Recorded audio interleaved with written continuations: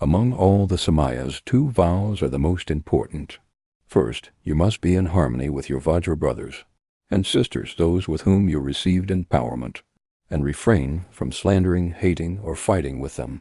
Second, venerate your root guru or Vajra guru, if you have received Tantric teachings and empowerment from them, but later begin to slander them for any reason. This is considered a breach of Samaya vows. Some people today behave terribly.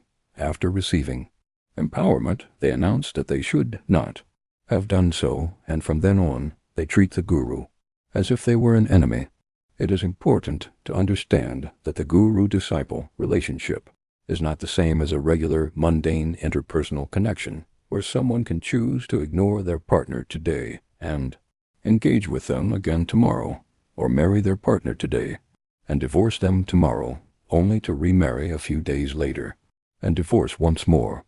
Such vacillation does not apply in the context of Dharma.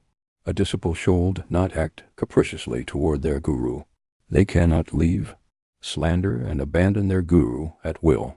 Otherwise, these actions will plant seeds in the all-ground consciousness that will cause great harm in this life and in many lives yet to come. Therefore, we must remain aware of this